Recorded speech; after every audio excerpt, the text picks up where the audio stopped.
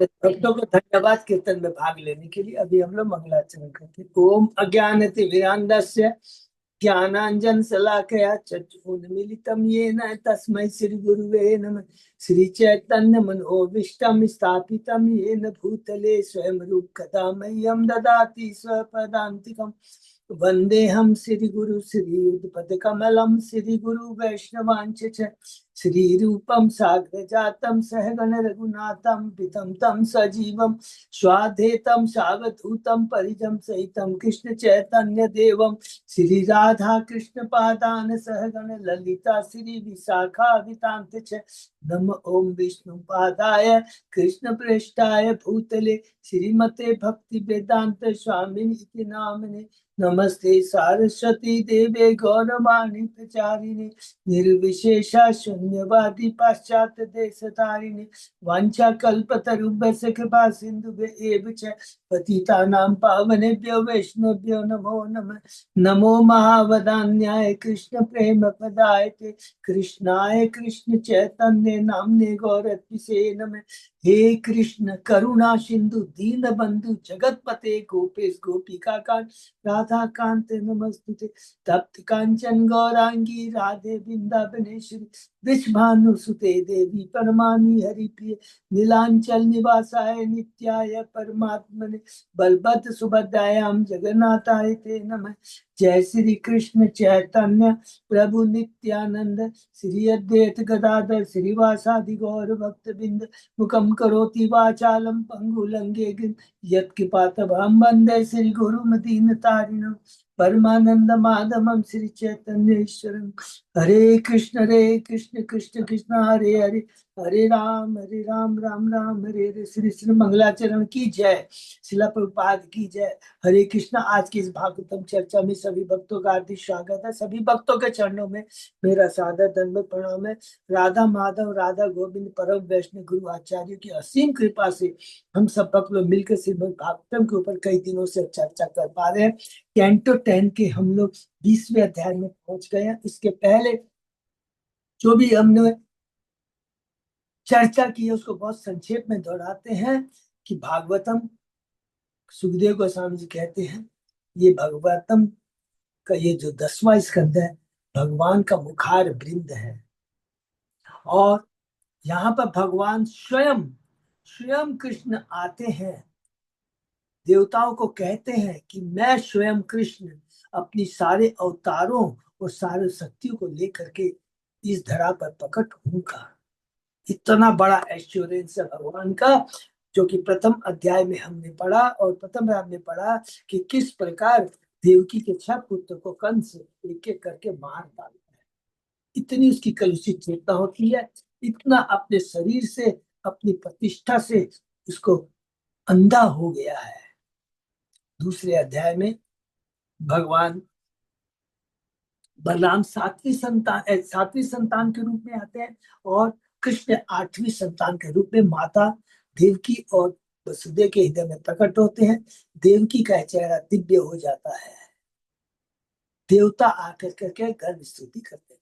तीसरे अध्याय में हमने पढ़ा भगवान श्री कृष्ण का प्रकट होना और किस प्रकार ने देखा वसुदेव देवकी उनकी प्रार्थना करते हैं। चतुर्भुज रूप में भगवान अपने उसके बाद में अपने 2 भुजा के रूप में अपने को प्रकट करते हैं और वसुदेव उनको लेकर कर करके गोकुल चले आते हैं।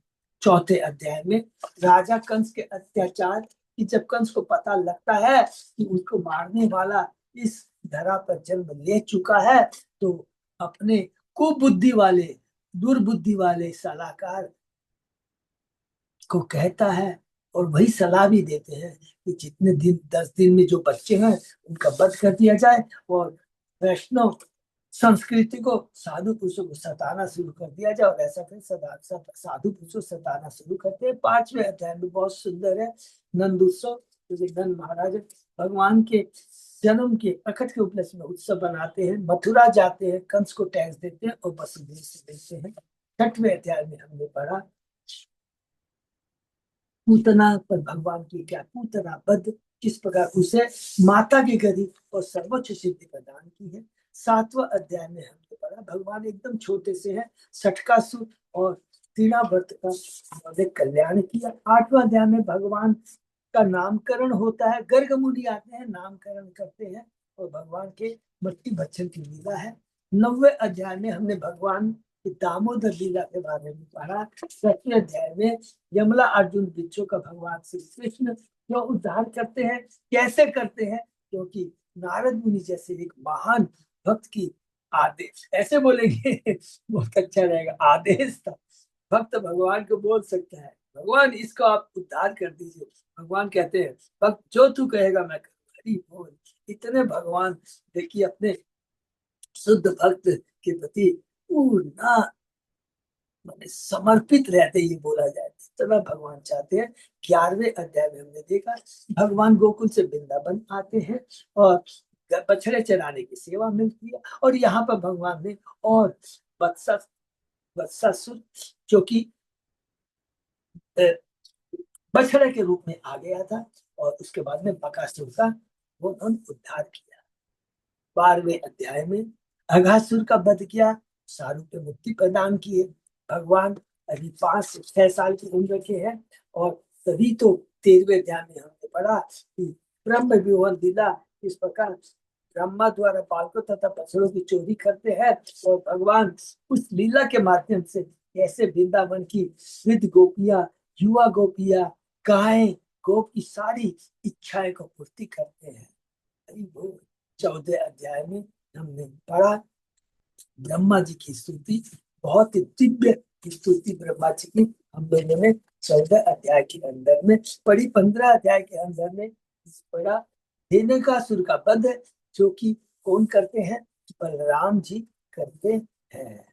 ताल बनकर वो राजा रहता है, फल खाने नहीं देता है। कृष्ण के ग्वाल ग्वाल बाल कहते हैं हमें ताल बनकर फल खाना। अरे वो भगवान कैसे इच्छा पूर्ति करते हैं, किस प्रकार वो देना कर सर उनका वध करते हैं। और उसके बाद 16वें अध्याय में हमने पढ़ा कृष्ण द्वारा कालिया नाग को प्रताड़ना, किस प्रकार कालिया नाग का उद्धार किया। और सबसे बड़ी चीज में पढ़ा जो नाग पत्नियों की जो प्रार्थना है बहुत ही दिव्य है, एकदम आनंद प्रदान करने वाली है।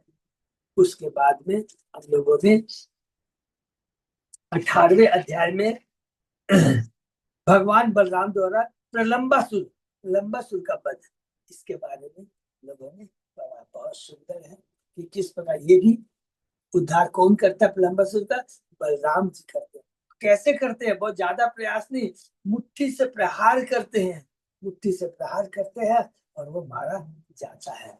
और इसके बाद में 19वें अध्याय में हमने पढ़ा कि भगवान कैसे दानावर पान करते हैं, बहुत सुंदर है। और 20वें अध्याय में जो अभी हम चर्चा कर रहे हैं शीर्षक है वृंदावन में वर्षा तथा शरद ऋतु। इस वृंदावन का जो सुंदर वातावरण का वर्णन कर रहे हैं, तो इसमें देखिए हम लोगों ने देखा कि कितना सुंदर उपमा सुखदेव गोस्वामी जी उपमा के माध्यम से बता रहे हैं, बद्ध जीवों को शिक्षा दे रहे हैं, बद्ध जीव की स्थिति और भगवान की स्थिति के बारे में बता रहे हैं। कितना बहुत सारी उपमा है, कुछ उपमाओं को हम लोग जैसे देखते हैं बहुत सुंदर कहते हैं कि आत्मा तो जो है आकाश के समान एकदम क्लीन है और उसकी जो चेतना है बड़ी शुद्ध चेतना है। लेकिन जब बादल रूपी 3 गुण उसको कवर कर देते हैं तो उसकी जो वास्तविक चेतना है वो ढक जाती है। उसके बाद में बादल के बारे में बताते हैं कि देखो बादल एक शुद्ध भक्त की तरह है, भौतिक दृष्टि से दानी जो होता है अपने गरीबों के लिए समय आने पर सब कुछ दे देता है, और भगवान का जो शुद्ध भक्त होता है बिना कुछ देखे केवल भगवान के नाम का प्रचार करने के लिए अपना जीवन समर्पित कर देता है, भगवान के आदेश का पालन करने के लिए सब कुछ समर्पित कर देता है। और उसके बाद में कहते हैं जो भौतिकतावादी व्यक्ति होते हैं वो आध्यात्मिक दृष्टि से बड़े शुष्क होते हैं।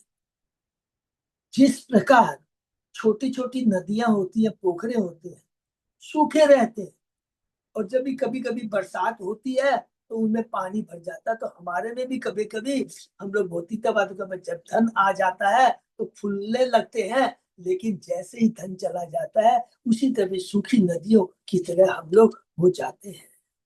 कहते हैं कि इस भौतिक जगत में भौतिक सुख पाने की जो इच्छा है और जो भौतिक सुख मिल भी यदि जाता है तो वो मरुस्थल में एक जल बूंद के समान है।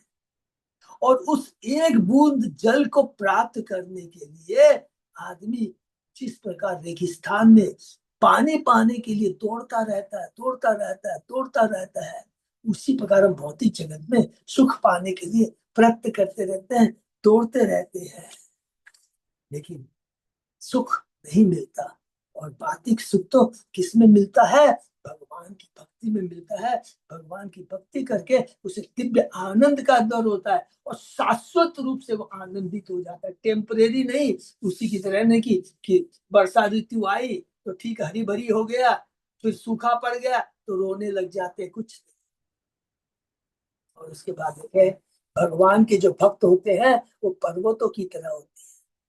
जितने भी बरसात, तेजी से बरसात होती है, कुछ भी होता है, कितने भी उनके ऊपर संकट प्रहर आते हैं, लेकिन वो पर्वत की तरह अडिग रहते हैं, कभी भी विचलित नहीं होते हैं। और लास्ट हम लोगों ने जो पढ़ा बहुत इंपॉर्टेंट है कि जब तक बरसात नहीं होती है तो क्या होता है? पेड़ पड़ियां सब सूखे पड़िया, पत्तियां गिर जाती है, सूखो सब जो है पृथ्वी को ढक लेती है। अर्थात हमारे जो वास्तविक जो शास्त्र है उनको ये भौतिकतावादी लोग ढक देते हैं। लेकिन जैसे ही बरसात रूपी एक परम भक्त प्रभुपाद जी से महान भक्त आते हैं, वो सारी धूल पत्तियों को हटा देते हैं और हमें शास्त्रों को उजागर करते हैं, जैसा प्रभुपाद ने किया। जो शास्त्र छिपे हुए थे, किसी को ज्ञान नहीं था, यहाँ तक ज्ञान नहीं था कि हम आत्मा है, शरीर नहीं। प्रभुपाद जी की कृपा से सब कुछ उजागर हो गया। जितने भी आंखों में पट्टियां थी भौतिकता की, सब कष्ट न खत्म हो गई। और प्रभुपाद जी की कृपा से उन्होंने हमें ज्ञान दिया और वो ज्ञान का प्रचार आज दिन दुना रात दुना चौगुनी बड़ी स्पीड से बढ़ रहा है। तो ये हमने पढ़ा, ये एक कितना सुंदर उपमा के माध्यम से किया।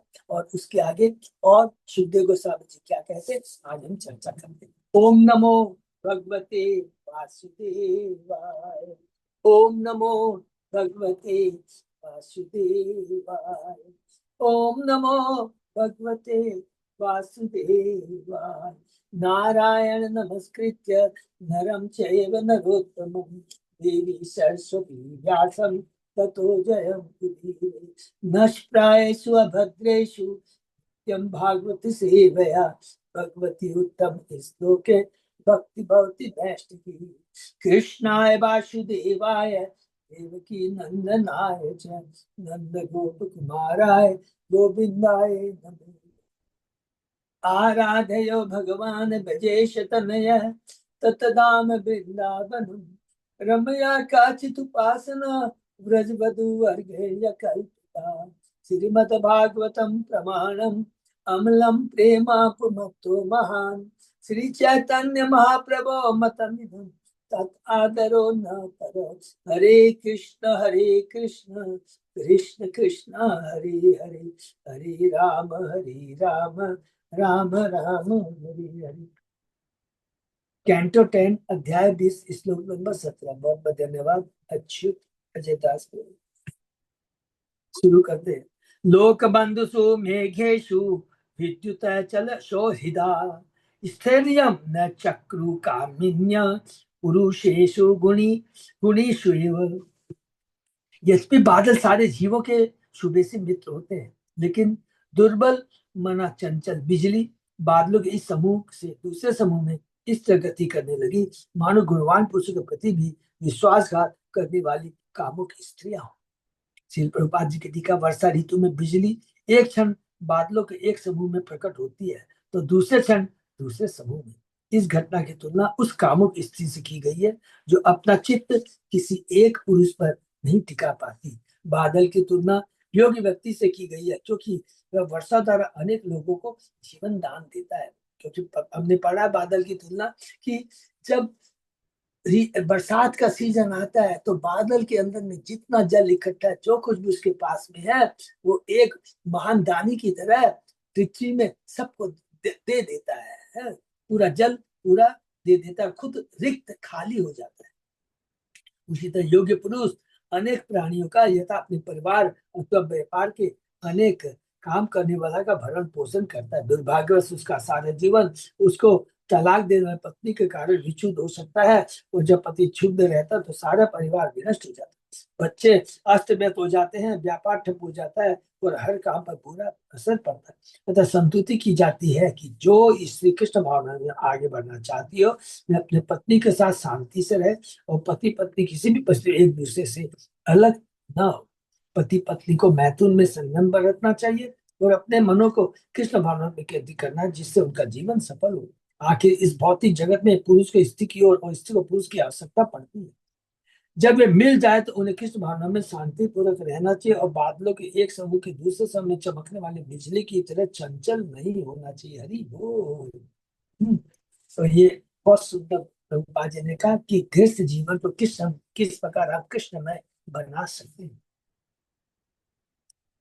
धनुवियति माहेन्द्रम निर्गुणम च गुणिनी अभात व्यक्त गुण व्यक्ति करे अगुणवान पुरुषो यथा। जब उस आकाश में इंद्रधनुष प्रकट हुआ जिसमें गर्जना करने का गुण था, तो वह सामान्य धनुषों से भिन्न था, क्योंकि वह प्रत्यंचा पर टिका हुआ था। उसी प्रकार जब भगवान इस जगत में जो कि भौतिक गुणों की उपासना क्रिया स्वरूप में प्रकट होते हैं, तो वे सामान्य पुरुषों से भिन्न होते हैं, क्योंकि समस्त भौतिक गुणों से युक्त समस्त तथा समस्त भौतिक दशाओं से स्वतंत्र होते हैं। भगवान का जो जन्म होता है, भगवान के जो कर्म होते हैं, सारे दिव्य होते हैं। भले ही वो भौतिक सृष्टि करते हैं, भौतिक शक्तियां के माध्यम से इस सृष्टि का संचालन करते हैं, लेकिन हमेशा उनसे स्वतंत्र होते हैं। श्रीपाद की टीका इस पर, कभी कभी बादलों की गर्जना के अतिरिक्त इंद्रधनुष निकलता है, जो प्रत्यंचा रहित धनुष जैसा प्रतीत होता है। सामान्यतः धनुष वक्र स्थिति में इसलिए बना रहता है क्योंकि उसके दोनों सिरे प्रत्यंचा डोरी द्वारा, जो नॉर्मल धनुषवान होता है, दोनों सिरे से वो डोरी से बंधा रहता है। लेकिन किंतु इंद्रधनुष में कोई ऐसी प्रत्यंचा नहीं होती, प्रत्यंचा नहीं होती, फिर भी वह आकाश में बहुत अच्छी तरह टिका रहता है। उसी प्रकार जब भगवान इस भौतिक जगत में अवतरित होते हैं, तो वे सामान्य व्यक्ति से प्रकट तो होते हैं, किंतु वे किसी भौतिक अवस्था पर टिके नहीं होते। हम तो क्या बंध जाते हैं, लेकिन भगवान बंधते नहीं है, वो तो सदैव स्वतंत्र है। अरे शक्तिमान शक्ति से कैसे बंध सकता है? सिंपल चीज है। भगवद गीता में भगवान कहते हैं कि वे अपनी अंतरंगा शक्ति के द्वारा, जो कि बाह्य शक्ति के बंधन से मुक्त है, प्रकट होते हैं। जो सामान्य व्यक्ति के लिए बंधन है, वही भगवान के लिए स्वतंत्रता है।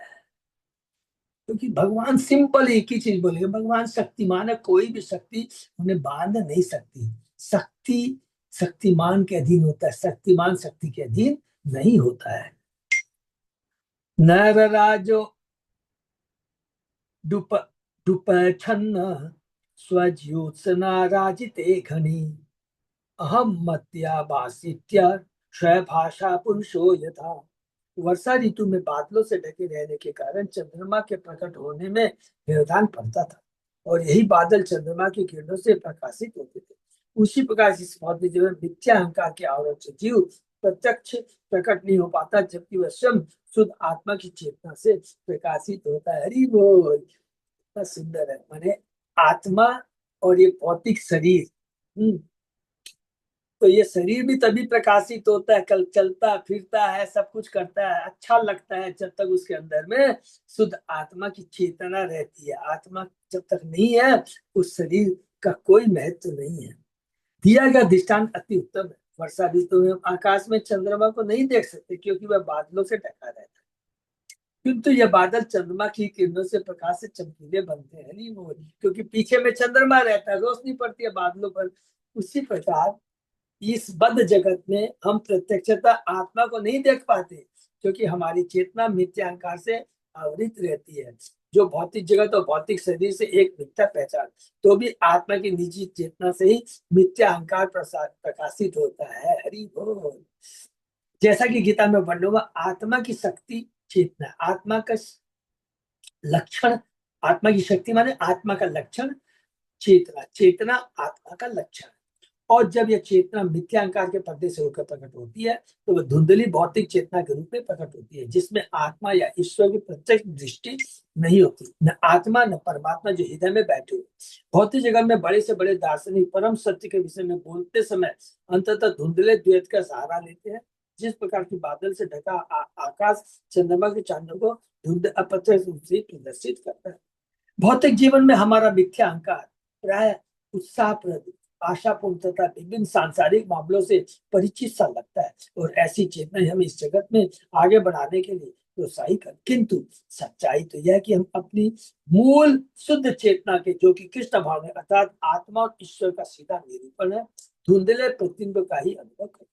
इसकी परवाह न करते हुए कि यह मिथ्या अहंकार हमारी असली आध्यात्मिक चेतना को, जो पूर्ण ज्योतिमय और आनंदमय मंद बनाता है, हम टूटी हुए सोचते कि भौतिक चेतना ज्ञान तथा आनंद से ओतप्रोत है। ये जो भौतिक चेतना है, तीन गुणों से जब प्रच्छादित हो जाती है, इसी को ही हम समझते हैं कि यही वास्तविक चेतना है। लेकिन वास्तविक चेतना तो क्या, आत्मा क्या है, शाश्वत है, आध्यात्मिक है जो चेतना, भौतिक नहीं। ये तो भौतिक चेतना के माध्यम से हम सोचते हैं बहुत सुखी है, हमारे पास ये है, लेकिन ये क्या मिथ्या अहंकार है, और धुंधले प्रतिबिंब की तरह है। और जैसे ही हम भगवान की भक्ति में आते हैं, तो ये भौतिक चेतना का ज्ञान, जो कि लगता आनंद प्रदान से प्रबल होता है, ये टेम्परेरी है। ये भक्ति जब करते हैं, तो वास्तविक हमारी कलुषित चेतना शुद्ध होकर के, हमारी कलुषित चेतना हट कर करके शुद्ध चेतना प्रकाशित हो जाती है, जो शाश्वत रूप से हमारे संग विद्यमान रहती है। इसकी तुलना इस विचार से की जा सकता है कि प्रकाशवान बादल रात में आकाश को प्रकाशित करते हैं, जबकि तथ्य यह कि चांदनी आकाश को प्रकाशित करती है, और बादल तो चांदनी के मार्ग में बाधक बनते हैं और उसे मंद बनाते हैं। हरि बोल। बादल इसलिए प्रकाशमान प्रतीत हो क्योंकि वे चंद्रमा की चमकीली किरणों को छानते तथा अवरुद्ध करते हैं। इसी प्रकार कभी कभी भौतिक चेतना आनंदमय या प्रकाश प्रतीत होती है, क्योंकि यह आत्मा से आने वाली मूल आनंदमय तथा प्रकाशित चेतना को रोक या छान नहीं होती। यदि हम इस श्लोक में दिए गए कुशल सिद्धांत को समझ सके, तो सरलता से कृष्ण भगवत के आगे बढ़ सकते हैं। हरि बोल। एकदम एक ही चीज संक्षेप में याद रखेंगे, बहुत संक्षेप में, बहुत सुंदर बात लिखा हुआ है कि ये शरीर का भी महत्व तो इसलिए है क्योंकि इसके अंदर में जो आत्मा है, आत्मा की जो चेतना है, जो कि प्रकाशित है, स्वतः प्रकाशित रहती है, उसी के चलते शरीर चलता है। जैसे ये चला जाएगा, कोई वैल्यू नहीं है इसकी। तो इसलिए हमको किसके कल्याण के बारे में सोच रहे हैं, इस आवरण के भीतर, शरीर का के भीतर जो वास्तविक जो आत्मा है, भगवान का अंश है, उसके कल्याण के लिए हमें सोचना है। मेघाम मेघागम उत्सवाधृष्ट प्रत्यनंदन शिखंडिन गृहेषु तप्त निर्विण्ण यथा अच्युत जन आगमनी। जब मोरों ने बादलों को आते देखा, तो उत्सव मनाने लगे और हर्षित अभिनंदन में चिल्लाने लगे, जिस तरह गृहस्थ जीवन में दुखित लोग अच्युत भगवान के शुद्ध भक्तों के आगमन पर हर्षित होते हैं। वो तो मोर भी बहुत खुश हो जाता है, जिससे का गृहस्थ जीवन दुखित लोग अच्युत आनंद कुछ अच्युत भगवान के शुद्ध भक्तों के, शुद्ध भक्त ने आगमन पर हर्षित होता था। शुद्ध भक्त के आने से वास्तविक अंदर सुखी हो जाते हैं, उनका संग करने से। शुष्क ग्रीष्म ऋतु के बाद प्रथम गर्जना करते, वर्षा के बादलों के आगमन के साथ ही मोर प्रफुल्लित होते हैं और परम सुख में नाचते हैं। श्री प्रभुपाद की टीका हमें इसका व्यावहारिक अनुभव है कि कृष्ण भावनामृत सब होने के पूर्व हमारे बहुत से शिष्य शुष्क और खिन्न थे, किंतु भक्तों के संपर्क में आने के बाद वे अब प्रफुल्लित मोरों की तरह नाच रहे हैं। हरि बोल। तो यहाँ पर शुद्ध भक्तों का संग, शुद्ध भक्तों की कृपा का फल। वास्तव में ये सच बात है कि सब लोग सोच रहे थे कि हम लोग सुखी है, सबसे बड़ा एग्जाम्पल देखिए, पश्चिम देश के जो युवक युवतियां थी शारीरिक रूप से तो बहुत हष्ट पुष्ट थे, गोरे चिट्टे थे, लेकिन गंदे थे, आकर्षित नहीं थे। लेकिन जैसे प्रभुपाद जी की कृपा पड़ी, शुद्ध हो गए, नहाते धोते हैं, तिलक करते हैं, उनके चेहरे पर दिव्य तेज आ गया, पूरा परिवर्तन आ गया। तो ये है भक्ति की शक्ति का प्रभाव। पित्वा आप पाद पापत्मी आसन नान आत्ममूर्तय प्राक क्षामा तपसा शांता यथा कामानुसेवया। जो वृक्ष दुबले हो गए थे तथा सूख गए थे, उनके शरीर के विभिन्न अंग अपनी जड़ों यानी पाँव से वर्षा का नया जल पाकर लहला उठे। हरि बोल। इसी तरह तपस्या के कारण जिसका शरीर पतला और दुर्बल हो जाता है, वो पुनः उस तपस्या के माध्यम से प्राप्त भौतिक वस्तुओं का भोग करके स्वस्थ सिद्ध वाला दिखने लगता है।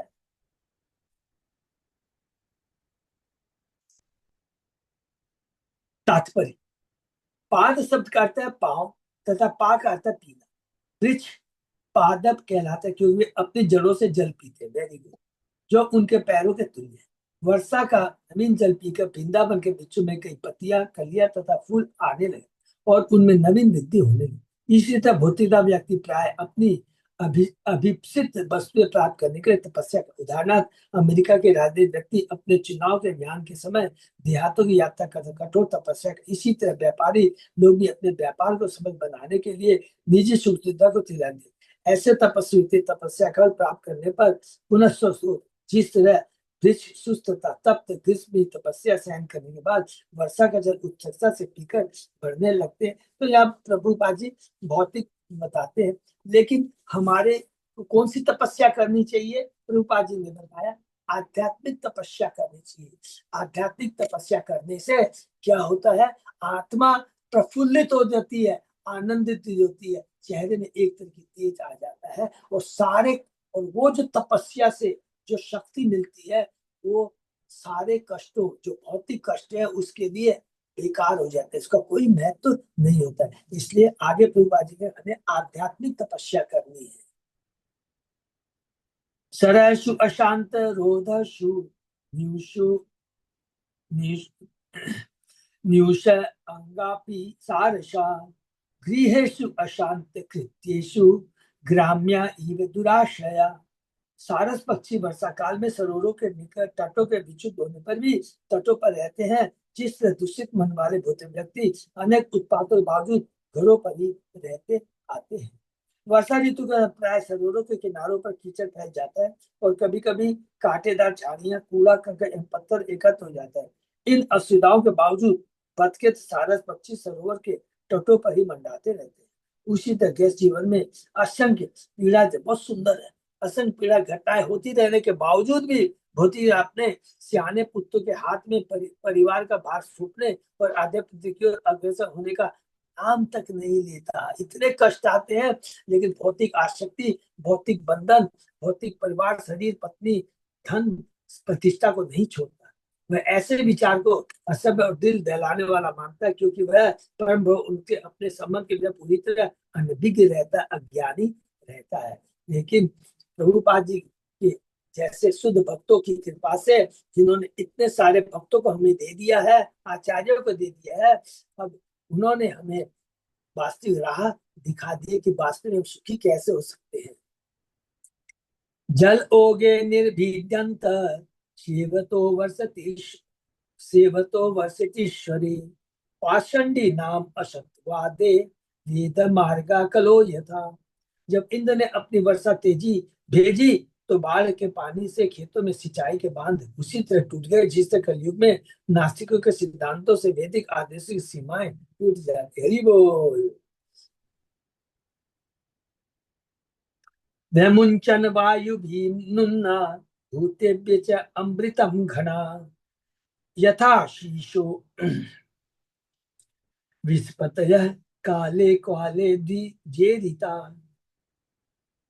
वायु द्वारा प्रेरित बादलों ने सारे जीवों के लाभ हेतु अपना अमृत तुल्य जल उसी तरह मुक्त किया जिस तरह राजागण अपने ब्राह्मण पुरोहितों के आदेश अपनी प्रजा में दान बांटते हैं। जैसे हमने जो पढ़ा पीछे से, बादलों की तरह। सिर्फ बाजी की टीका, वर्षा ऋतु वायु द्वारा उछाले गए बादल जल प्रदान करता है, जिसका स्वागत अमृत के समान होता है। जब वेदों के अनुयायी ब्राह्मणगण, राजा तथा धनी व्यापारी जैसे समृद्ध व्यक्तियों को बड़े बड़े यज्ञ संपन्न करने के लिए, दान देने के लिए प्रोत्साहित करते हैं, तो ऐसी संपत्ति का वितरण भी अमृत तुल्य होता है। मानव समाज के चाहते ब्राह्मण, क्षत्रिय व शूद्र पारस्परिक सहयोग से शांति में रहने के लिए है, किंतु ऐसा तभी संभव है जब उनका मार्गदर्शन ऐसे कुशल वैदिक ब्राह्मण करे जो यज्ञ करते हो और धन का समान वितरण करे। माने under able guidance of proper ब्राह्मण, आचार्य, गुरु के माध्यम से, चाहे वो ब्राह्मण, क्षत्रिय, वैश्य, शूद्र को करना चाहिए। तो ब्राह्मण ही सबको गाइड करता है, तो क्षत्रिय, वैश्य, शूद्र को उनके गाइडेंस में काम करना चाहिए। एवं वनम तद वर्षिष्टम पक्व खर्जुर जम्बुमत गो गोपाले वृते रंतुम शबल प्राविशत हरि। जब वृंदावन का जंगल पके खजूरों तथा जामुन फलों से लदकर इस प्रकार शोभायमान था, तो भगवान श्री अपनी गौ तथा ग्वाल बालों से घिरकर एवं श्री बलराम के साथ उस वन में आनंद मनाने के लिए प्रविष्ट हुए। इतना सुंदर ग्रीष्म वर्षा ऋतु जो कि गर्मी के बाद आ रही है, उसका सुंदर वर्णन किया। उपमाओं के माध्यम से हमें शिक्षा दिया।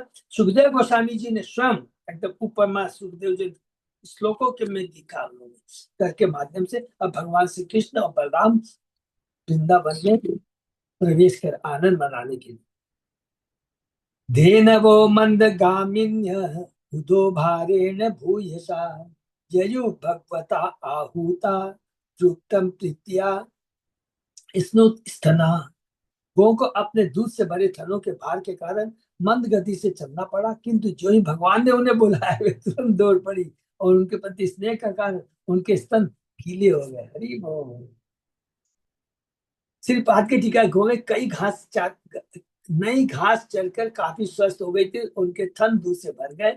जब भगवान कृष्ण के नाम से लेकर जब भगवान कृष्ण ने नाम लेकर पुकारा, एक एक गाय का नाम लेकर, तो वे स्नेहवतुर उनके पास आई और उनकी इस हर्ष अवस्था में उनके थनों से दूध बहने लगा। हरि बोल। वनो कषाय प्रमुदिता वनराजी मधुच्युत जल धारा गिरे नादात आशन्ना ददिशे गुहा। भगवान ने हर्षित वनवासी कन्याओं, मधुर रस टपकाने वाले बिच्छों तथा पर्वती झरनों को देखा, जिनकी प्रतिध्वनि से सूचित हो रहा था कि पास ही गुफाएं हैं। क्वचित वनस्पति क्रोडे भूयायाम चाभिवर्षति निर्विश्य भगवान रे में कंदमूल फल आसन। जब वर्षा होती तो भगवान कभी किसी गुफा में तो कभी वृक्ष के खोडर में घुस जाते, जहां वह खेलते तथा कंदमूल और फल खाते। हरि बोल। श्री सनातन गोस्वामी बताते हैं कि वर्षा ऋतु में कंदमूल अत्यंत कोमल तथा स्वादिष्ट हो जाते हैं। भगवान कृष्ण जंगली फलों के साथ उन्हें खाया करते थे। कृष्ण तथा उनके बालमित्र कभी किसी वृक्ष के खोडर में तो या फिर गुफा के भीतर बैठकर वर्षा के रुकने तक प्रतीक्षा करते हुए क्रीड़ाओं का आनंद लेते थे। हरि बोल। दधि ओदनम समानित्तम शीलायाम सलिलांतिके संभोजनीय भुज्ये गोपे संकर्षणान्वित। भगवान कृष्ण श्री बलराम तथा ग्वाल बालों से बैठकर घर से भेजे गए दही भात को भगवान संकर्षण ग्वाल बालों के साथ खाते, जो सदैव उनके साथ ही भोजन किया करते थे। वे जल के निकट एक विशाल शिला पर बैठकर भोजन करते। बहुत सुंदर। स्वादल उपरि सन्विष्य चर्वतो मिलिते क्षणान तृप्तान विषान वत्सरान गाचशो उदे भर क्षमा प्रावृत श्रियं च ताम वीक्ष्य सर्वकाल सुखावहम भगवान पूजयाम चक्रे आत्मशक्ति उपबृहिताम। भगवान कृष्ण ने हरी घास पर बैठे और आंखें बंद किए चलते हुए संतुष्ट सांडों, बछड़ों तथा गौ पर नजर डाली और देखा कि गौएं अपने दूध से बने भारी थनों के भार से थक गई है। इससे परम आनंद के शाश्वत स्वरूप वृंदावन की वर्षा ऋतु के सौंदर्य और ऐश्वर्य का निरीक्षण करते भगवान ने उस ऋतु को नमस्कार किया जो उन्हीं की अंतरंगा शक्ति का विस्तार थी। उनकी अंतरंगा शक्ति का, क्योंकि ग्रीष्म ऋतु में भी कितना बसंत का आनंद आ रहा है, बहुत सुंदर है। ये भगवान की अंतरंगा शक्ति का विस्तार है। वृंदावन में वर्षा ऋतु का अनुपम सुंदर श्री कृष्ण आनंद विहार में वृद्धि करने के लिए, इसलिए भगवान के प्रेमालापों के लिए पृष्ठभूमि तैयार करने के उनकी अंतरंगा शक्ति इस अध्याय में बड़ी सारे प्रबंध करती है। हरि बोल। अंतरंगा शक्ति योग माया से सब व्यवस्था करती है भगवान को दिव्य आनंद। तो ये सोचो, जो भी आनंद, जो भी यहाँ वर्णन हो रहा है, ये भौतिक आनंद नहीं है, दिव्य आनंद है। एवं निवसतो तस्मिन् राम केशवयो ब्रजे शरत संभवत व्यभ्रा स्वच्छाम्बु अपरुषा नीला। इस तरह जब भगवान राम शंकरसन तथा भगवान केशव वृंदावन में रह रहे थे तो शरद ऋतु आ गई, जिसमें आकाश बादलों से रहित, जल स्वच्छ तथा वायु मंद हो जाती है। सरदा नीरजो उत्पत्तिया रानी प्रकृतिम ययु भ्रष्टा नामीव चेतांशी पुनः योग निषेवया। कमल पुष्पों को पुनः उत्पन्न करने वाली शरद ऋतु ने विभिन्न जलाशयों को पूर्ववत स्वच्छ बना दिया, जिस तरह की भक्ति योग पतित योगियों के मनों को पुनः इस ओर लौटने पर शुद्ध बना देता है। भक्ति योग पतित योगियों के मनों पुनः इस ओर लौटने पर शुद्ध, जो पतित हो जाए भक्ति योग है तो उनको पुनः भक्ति में ला दे। व्योमन अपभ्रम भूत साबल्यम भुव पंकम अपाम मलम शरत जार आश्रमी आश्रमी नाम कृष्णे भक्ति यथा अशुभम।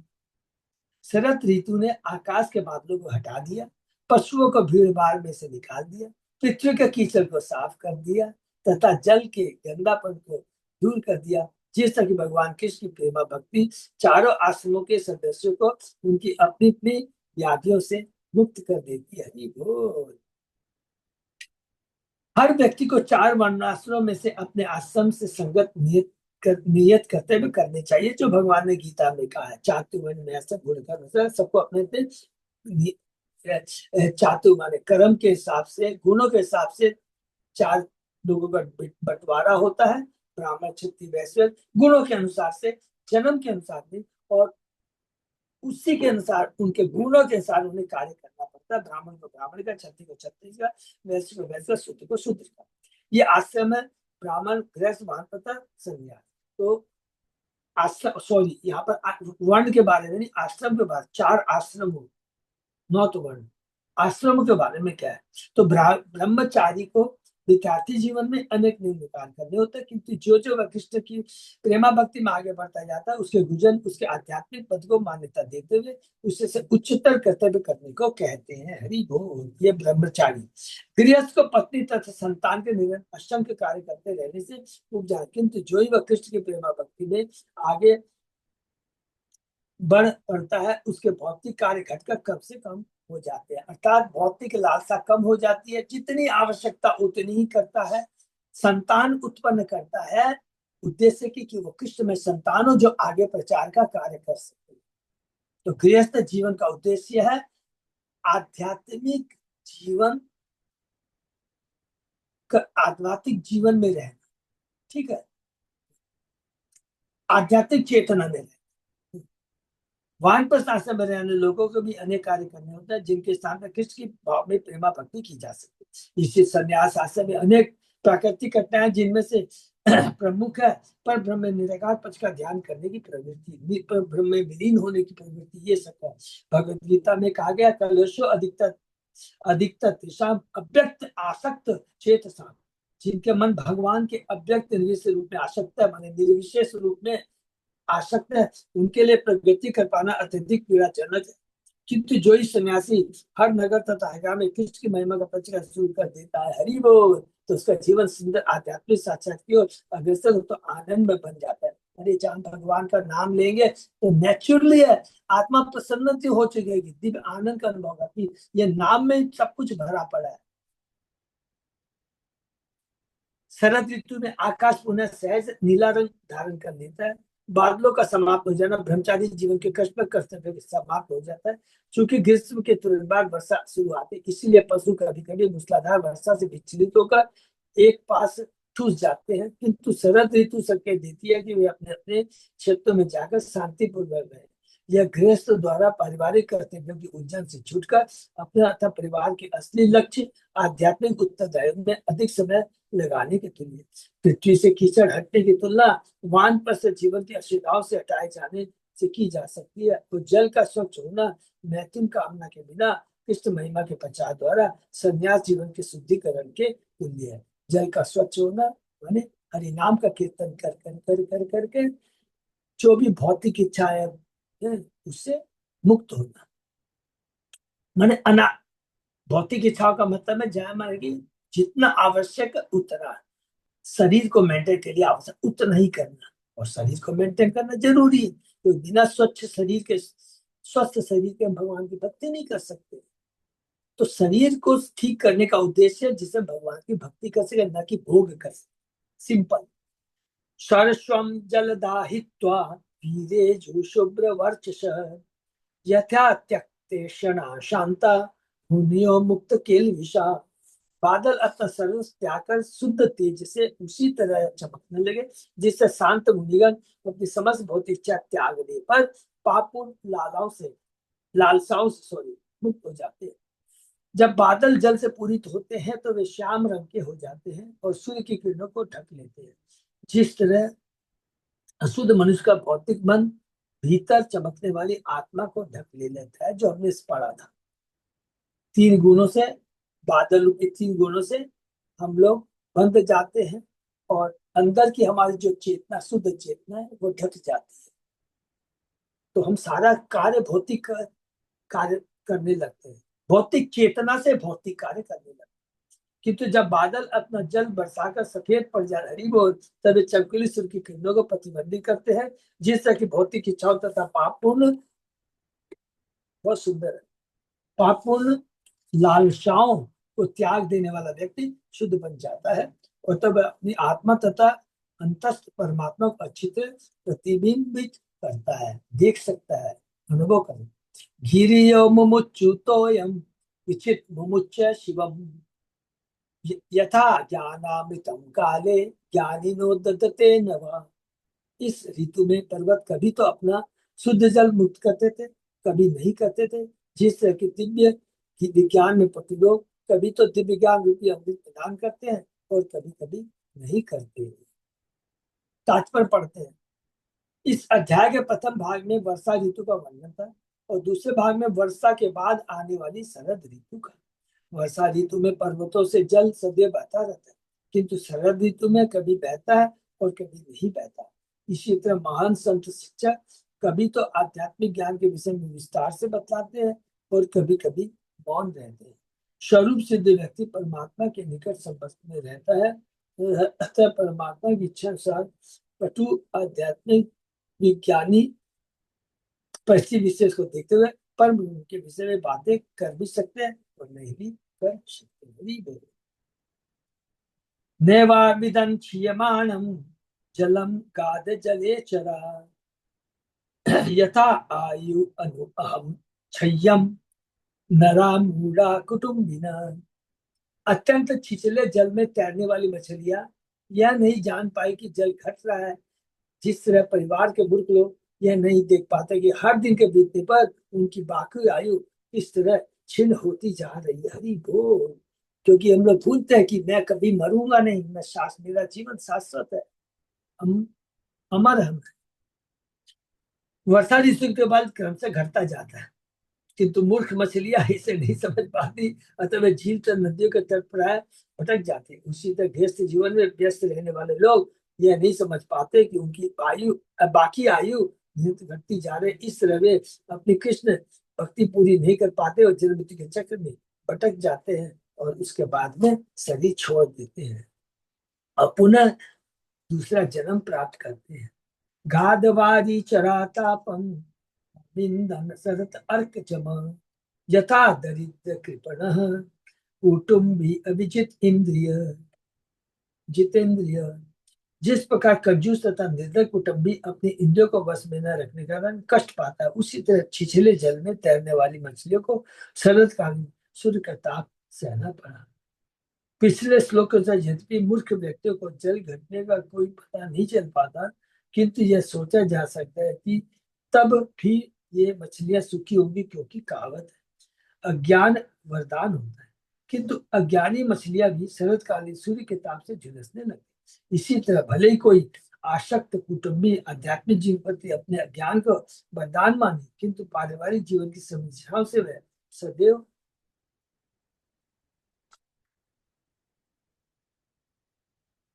विचलित होता है रहता है, और उसकी अनियंत्रित इंद्रिया उसे निसंदेह वेदना की स्थिति में डाल देती है। तो ये है भौतिक जगत में जो हमारी इंद्रियां हैं, जब इतनी प्रबल होती है तो क्या है, वो हमेशा हमें भौतिक आसक्ति में ही डाले रखती है।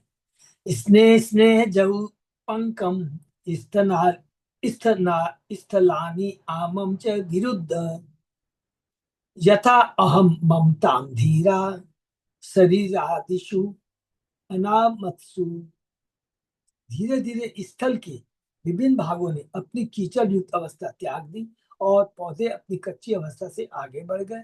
यह उसी तरह हुआ जिस तरह की धीर मुनि अपना अहम भाव तथा ममता त्याग देते हैं। ये वास्तविक आत्मा अर्थात भौतिक शरीर तथा उसके उत्पादों से सर्वथा भिन्न वस्तु पर आधारित है।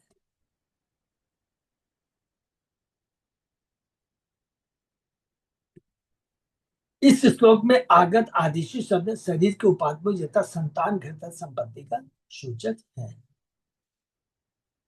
निश्चलाम्बु अभूत तुष्टिम समुद्र सरत आगमे आत्मनि उपरति सम्यक मुनि व्युपरत आगम। शरद ऋतु आते ही समुद्र सरोवर शांत हो गए। उनका जल उस मुनि की तरह शांत हो गया जो सारे भौतिक कार्यों से विरत हो गया हो और जिसने वैदिक मंत्रों का पाठ बंद कर दिया। हरि बोल। मनुष्य भौतिक उन्नति योग शक्ति तथा निर्वेश मोक्ष के हेतु सामान्य वैदिक मंत्रों का पाठ करता है, किंतु जब मुनि निजी इच्छा से पूर्णता मुक्त होता है तो वह एकमात्र परमेश्वर के दिव्य यश का उच्चारण करता है। हरि बोल। जब भौतिक में रहता है माने भौतिक उन्नति योग शक्ति निर्देश मोक्ष के हेतु सामान्य वैदिक मंत्रों का पाठ करता है, धर्म अर्थ काम मोक्ष से रिलेटेड है। किंतु जब हम भगवान की भक्ति में लग जाते हैं तो परमेश्वर के दिव्य जिसका उच्चारण होता है। केदारभ्ये तु अपो अगृहणम कर कर कर्षका दृढ़ सेतु भी यथा प्राणे स्रवत अज्ञानम तत् निरोधेन योगिन।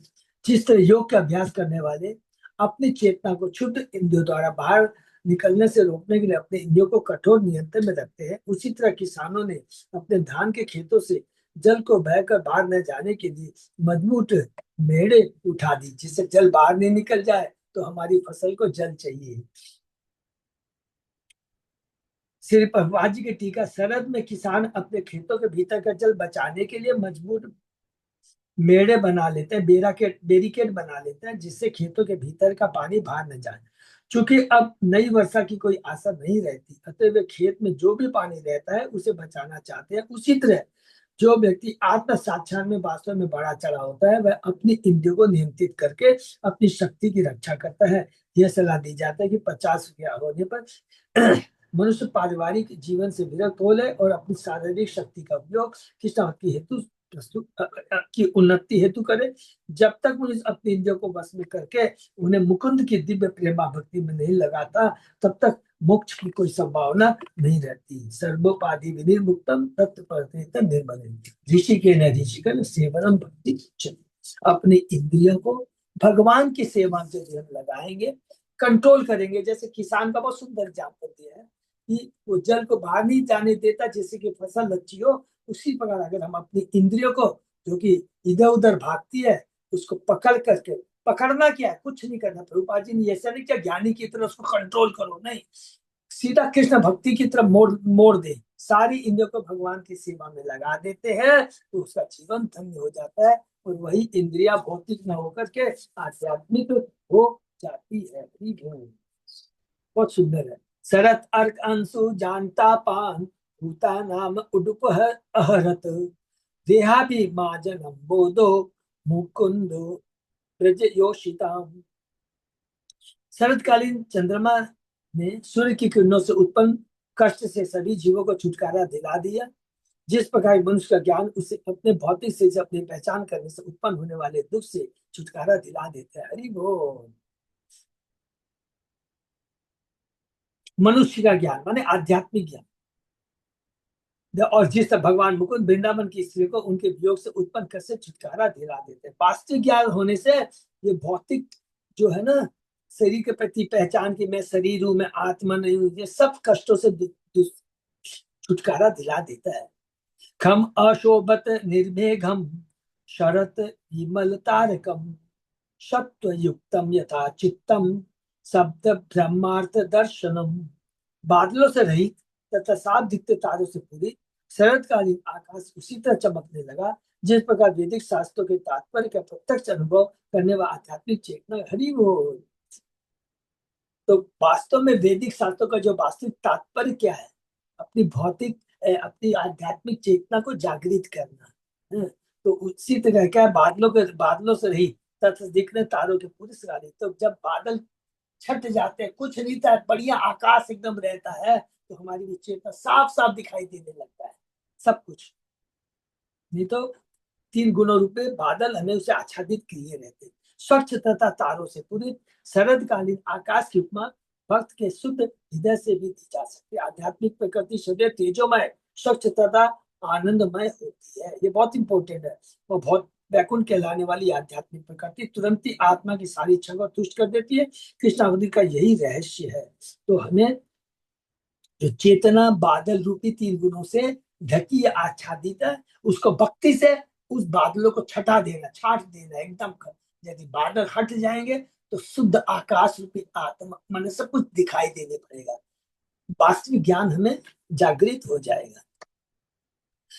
अखंड मंडलो व्योम्नि राजो दुगने शशि यथा यदुपति कृष्णो वृष्णि चक्रावृते हुई। पूर्ण चंद्रमा तारों से घिरकर आकाश में उसी तरह चमकने लगा जिस तरह यदुवंश के स्वामी श्री कृष्ण समस्त विष्णु से घिरकर पृथ्वी पर सुशोभित हो गए। हरि बोल।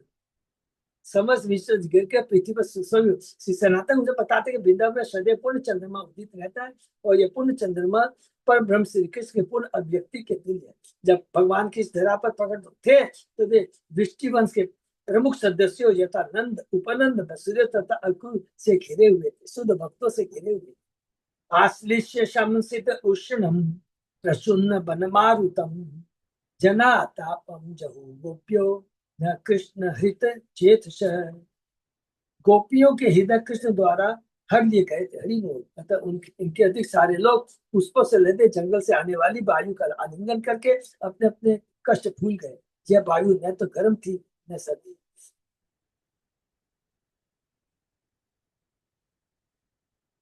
तो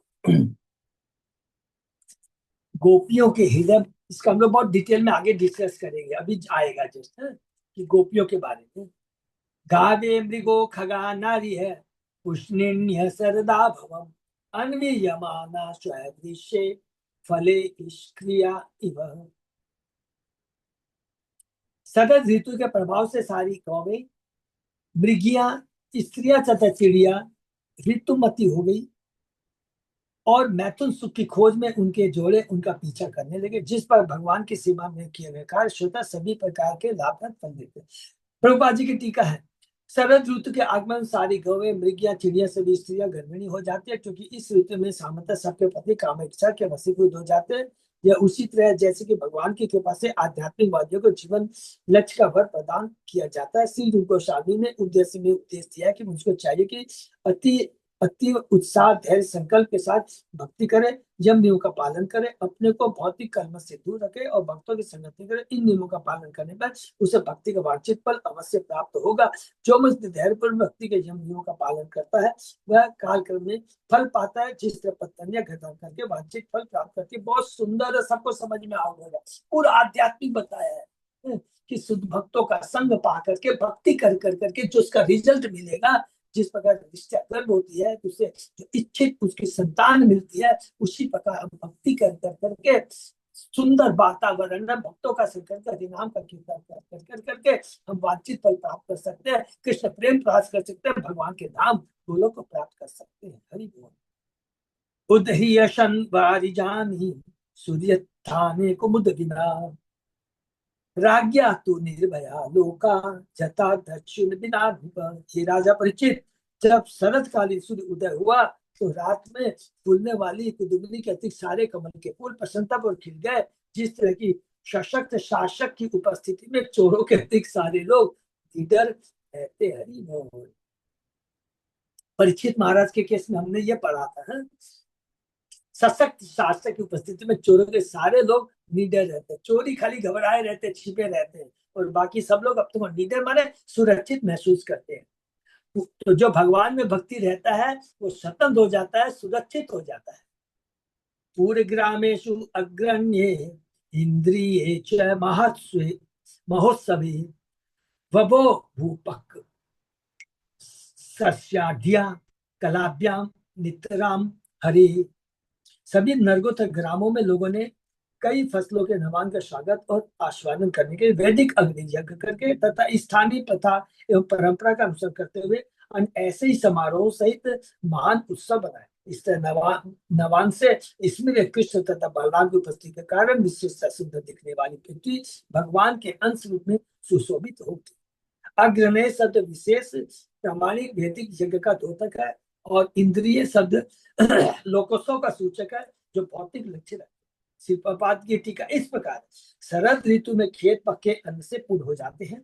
उस समय लोग फसल को देखकर प्रसन्न होते हैं और अनेक उत्सव बनाते हैं। यथा नवान, जिसमें भगवान को नए अन्न की भेंट की जाती है। नवान सर्वप्रथम विभिन्न मंदिरों के अर्चकों को भेंट चढ़ाया जाता है और सभी लोगों को बुलाकर इन माने नई फसल नवानों से बनाई गई खीर खिलाई जाती है। और भी पूजा की विधियां और धार्मिक उत्सव है। विशेषता बंगाल में जहाँ सबसे बड़ा उत्सव दुर्गा पूजा के नाम से मनाया जाता है। इसको हम लोग समाप्त कर सकते हैं। लास्ट, वणिक मुनि निप्सनाता निर्गम्य अर्थान प्रपे धीरे वर्ष रुद्धा यथा सिद्धा स्वपिंडान काले आगति। व्यापारी मुनि राजा तथा ब्रह्मचारी विद्यार्थी जो वर्षा के कारण कहीं आ जा नहीं सकते थे, अब बाहर आने लगे और अपने अभिष्ट पदार्थ प्राप्त करने के स्वतंत्र थे। जिस तरह इसी जीवन में सिद्धि प्राप्त व्यक्ति उपयुक्त समय आने पर भौतिक सिद्धि त्याग कर अपने अपने स्वरूप प्राप्त करता है। कौन? सिद्धि प्राप्त व्यक्ति का जिसने भक्ति की है, परम वैष्णव। श्रीपाद की टीका, वृंदावन में भगवान कृष्ण तथा बलराम की उपस्थिति के कारण शरद ऋतु अत्यंत शोभमयी थी। व्यापारी राजा तथा बड़े बड़े ऋषि मुनि इच्छित फल प्राप्त करने के लिए बाहर जाने के लिए स्वतंत्र थे। उसी तरह अध्यात्मवादी ने भी इस देह रूपी बंधन से मुक्त हो जाने पर अभिष्ट प्राप्त किया। वर्षा ऋतु में व्यापारी वर्ग एक स्थान से दूसरे स्थान की यात्रा नहीं कर सकता, मतलब उससे वांछित लाभ की प्राप्ति नहीं होती। जब तक हमारा भौतिक जीवन रहता है, भौतिकता में व्यस्त रहते हैं, हम सुखी नहीं रहते हैं, कष्ट में ही रहते हैं। न ही राजन्य वर्ग एक स्थान से दूसरे स्थान की यात्रा करके जनता से कर वसूल कर सकते। यहाँ तक कि साधुगण भी जिन्हें दिव्य प्रचार के ज्ञान प्रचार यात्रा होते वर्षा ऋतु के कारण रुके रहते हैं, जो चौमासा हम कहते हैं ना, चौमासा भी जो, किंतु शरद ऋतु में ये सभी अपने अपने आवास छोड़ देते हैं। चतुर्मास जिसको बोलते। आध्यात्मवादी चाहे वह ज्ञानी हो या योगी या भक्त, भौतिक शरीर होने से आध्यात्मिक लाभ का वास्तव में भोग नहीं कर पाता, क्योंकि जो ही वह शरीर त्याग देता है अर्थात मरणोपरांत ज्ञानी भ्रम में लीन हो जाता है, योगी उच्च लोकों में चला जाता है और भक्त भगवान के निजरा गोलोक वृंदावन बैकुंठ चला जाता है और इससे नित्य आध्यात्मिक जीवन का भोग करता है। इस प्रकार से भागवत के दशम अंतर्गत वृंदावन में वर्षा तथा शरद ऋतु में शीर्षक 20वें अध्याय का श्री भक्ति वेदांत के श्री प्रभुपाद के विनीत शेष को द्वारा लिखित तात्पर्य पूर्ण हुआ। ये देखिए कितनी बड़ी बात लिखा है। 20वें अध्याय का सील प्रभुपाद के विनीत सेवकों द्वारा लिखित तात्पर्य। प्रभुपाद जी ने मोस्ट प्रोबेबली कैंटो 10 का कुछ चैप्टर तक ही उन्होंने वो किया था, उसके बाद में उनके प्रामाणिक शिष्यों ने किया था। हरि बोल। तो यहाँ पर हम लोगों को सुखदेव गोस्वामी जी ने बहुत सुंदर उपमा के माध्यम से एक ही चीज बताया है। पहला चीज क्या बताया? वर्षा ऋतु है, बरसात है, बहुत ही जगत में कष्ट आते जाते रहेंगे। वर्षा ऋतु ऐसा नहीं कि एक ही बार आएगी, हर बार आएगी, कष्ट आते ही रहेंगे। लेकिन भगवान का जो भक्त होता है ना, वो इन कष्टों से घबराता नहीं है। उदाहरण कैसे है? खूब सारी बरसात होती है, लेकिन जब भक्ति रूपी पर्वत है, कभी भी वो हिलता नहीं, अडिग नहीं होता, घबराता नहीं। तो संक्षेप में ही कहा कि भौतिक जगत वास्तव में क्या है? मामू पेत मामू पेत पुनर्जन दुखालय मसासतम देवी है सगुमय मम माया दुरता। ये कष्टदायक है, कोई बात नहीं। और हम लोग ने प्रारब्ध में कुछ गलतियां की है, इसलिए इस भौतिक जगत में आकर 3 गुणों से बंध गए।